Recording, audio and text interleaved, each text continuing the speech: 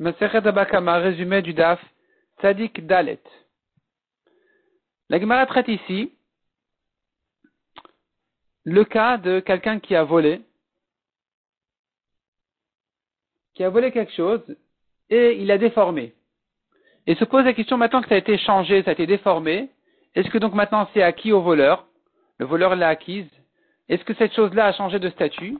Ou non, elle garde ton premier statut toujours.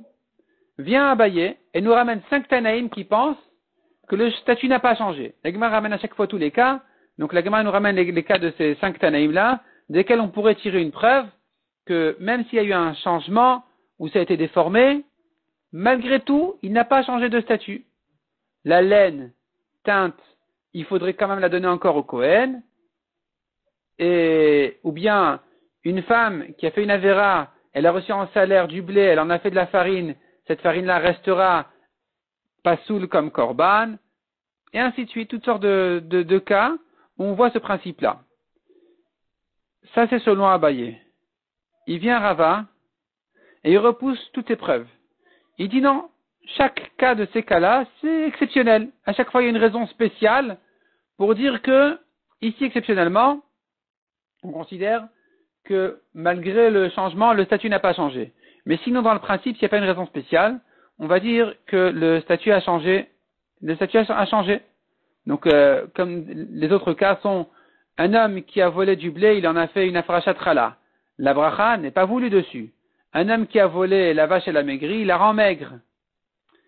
Et la Gemara à chaque fois trouve une raison spéciale pour dire oui, bien sûr, en tant que korban ou bien pour une bracha, c'est pas voulu. Mais dire que le voleur ne l'a pas acquis, on ne dira pas, si, il l'a acquis.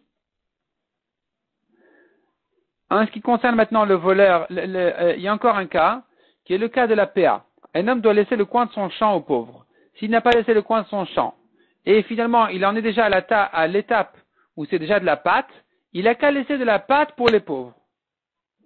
Donc tu vois que tout ce changement-là, et que ça a été déformé et tout ça, ça n'a pas changé son statut. La Gemara dit là-bas, nous avons un pasuk spécial qui dit exceptionnellement, il faut abandonner aux pauvres, il y a un pasuk de trop qui le répète, pour nous rappeler que ce principe-là est valable dans tous les cas, malgré le changement. La Gemara dit, ceux qui ne sont pas d'accord avec ça, ils diront, parce que c'est en fait une machloket, et donc celui qui n'est pas d'accord avec ça, il expliquera le pasuk autrement. Il dira le pasuk qui vient dire, il faut absolument laisser aux pauvres, ne vient pas inclure le cas du changement, il vient inclure un autre cas. Ça vient inclure le cas où quelqu'un il a abandonné son champ. Il dit voilà maintenant c'est Efker, je récupère tout ce que j'ai abandonné et je serai pas tour. De même que quelqu'un qui a ramassé du Efker n'a rien à donner aux pauvres, il est pas tour de tous les maasor, de tous les prélèvements, moi aussi je serai pas tour. On lui dira non. Tu dois laisser aux pauvres tout ce qu'ils méritent. Des maasor effectivement tu es pas tour, mais ce que tu devrais donner aux pauvres, il faut laisser aux pauvres. Pourquoi? Parce que justement c'est un pasuk de trop comme on a dit, qui disait Ta'azov, tu devras donner aux pauvres dans tous les cas, ça vient inclure ce cas-là. La Gemara ensuite nous ramène une contradiction dans Shmuel. D'une part, Shmuel il dit, la lachale comme Rabbi Shimon ben Elazar qui avait dit, le voleur qui a volé la vache, elle a maigri, il la rend telle quelle. D'autre part, Shmuel a dit, il a volé une vache, elle est morte, il ne peut pas la rendre telle quelle en disant je te complète. Il se débrouille lui-même le voleur avec le cadavre et il doit payer une nouvelle vache. Contradiction. Donc la Gemara dit, soit, première réponse, d'après Rava qui avait dit, Rabbi Shimon ben Elazar, c'est un cas exceptionnel, il n'a parlé que d'un cas où la vache qui a maigri, finalement, elle pourra regrossir, donc c'est pour ça qu'il peut la rendre telle quelle, mais donc dans la vache morte, elle ne va pas revivre. Même à Triatamétim, en principe, on n'espère pas qu'elles vont forcément revivre.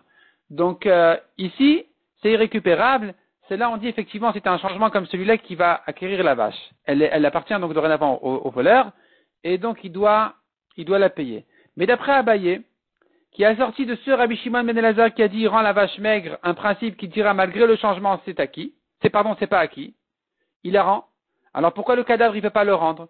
Il avait qu'à rendre le cadavre en disant je le complète.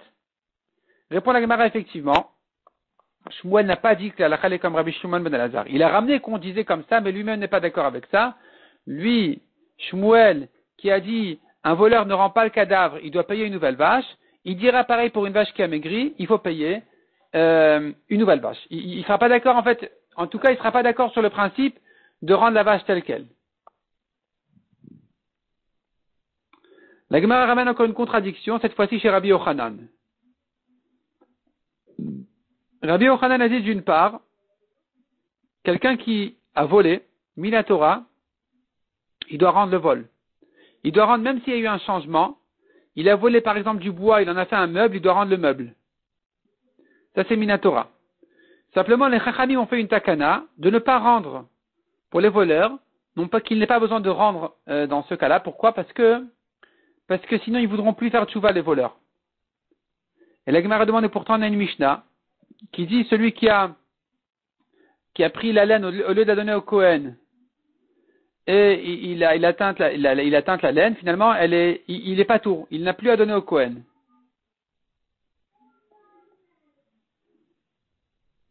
Donc comment est-ce que Rabbi Yochanan disait que Minatora il faut rendre, alors qu'ici on voit qu'il n'est pas tour, il n'a pas à rendre au Kohen? Répond la Gemara, quand est-ce que Rabbi Yochanan a dit qu'il faut rendre? C'est que qu'il faut rendre le meuble tel quel, c'est que dans un cas où quand il va décomposer le meuble, il va retrouver les bois tels qu'ils étaient quand il les a volés. Ils étaient déjà prêts à les former, à en faire un meuble. C'est dans ce cas-là, puisque ça peut retrouver son statut antérieur, que Rabbi Yochanan a dit, il devrait les rendre Minatora tel quel. Mais sinon, non. Et de là, la Gemara, on arrive à la takana qu'on a vue. Les voleurs, ceux qui prêtent avec intérêt, quand ils viennent rendre le vol, on refuse. On refuse, et celui qui ne refuse pas et qui prend l'argent, eh bien, il n'a pas en lui de roi chachamim. Il n'a pas de chokhma ou de chassidout. C'est pas bien, parce que ça va décourager les voleurs. La Gemara dit, Rabbi Yochanan dit, cette braïta là, cette takana était instituée du temps de Rabbi. Il y avait à ce moment-là un voleur, on raconte que du temps de Rabbi, il y avait un homme qui voulait faire tchouva, un grand voleur. Sa femme lui a dit, espèce d'idiot, tu fais tchouva, même ta ceinture, tu devras la rendre.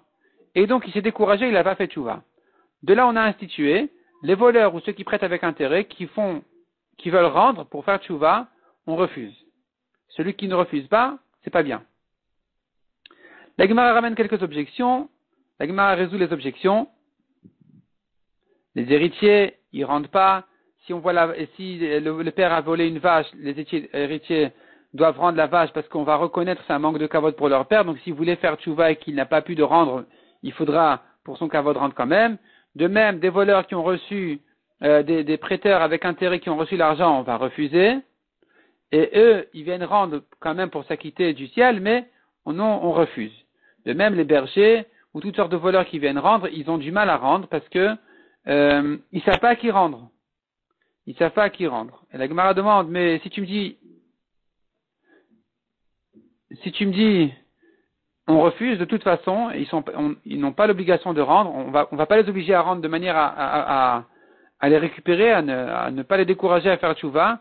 Pourquoi tu me dis que leur tchouva est tellement difficile? Surtout qu'on a vu qu'a priori, que s'ils savent pas à qui rendre, ils peuvent en faire des tzorkei rabim, des besoins publics. Répond la Gemara. Cette halakha a été dite avant la takana. C'est là où on avait dit que c'est difficile de faire tchouva. Pour un voleur qui ne sait pas à qui rendre. Mais après la takana, ça a été facilité, ça y est. Dorénavant, il n'a pas l'obligation de rendre.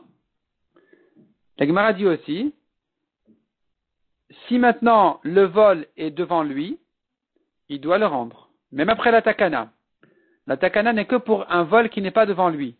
Ça y est, il a perdu, il a dépensé, c'est là où on a fait la takana. Mais si c'est un objet qu'il peut rendre tel quel, il doit le rendre. Par contre, dit la Gemara, s'il avait volé une poutre et qu'il l'a mise dans la construction de sa maison, même s'il voit la poutre telle quelle et qu'elle est devant lui, les Chachamim ont fait là-dessus aussi une takana de ne pas avoir l'obligation de la rendre, parce que s'il va la rendre, il devra démolir sa maison. Ça, c'est comme si c'était pas devant lui. Les Chachamim n'ont pas voulu ici aussi de décourager de la tchouva, donc ils ne l'ont pas obligé à rendre la poutre telle quelle. Là-dessus aussi se rapporte la takana. Donc, conclusion. Depuis la takana, le voleur, tant que le vol est devant lui tel quel, il le rend. S'il n'est pas tel quel ou qu'il est rentré il l'a mis dans sa construction de maison, ici il a une takana qui le rend pas tour de voler. S'il le rend pour s'acquitter minashamem, on doit quand même refuser. Pour ne pas décourager les voleurs à faire tchouva.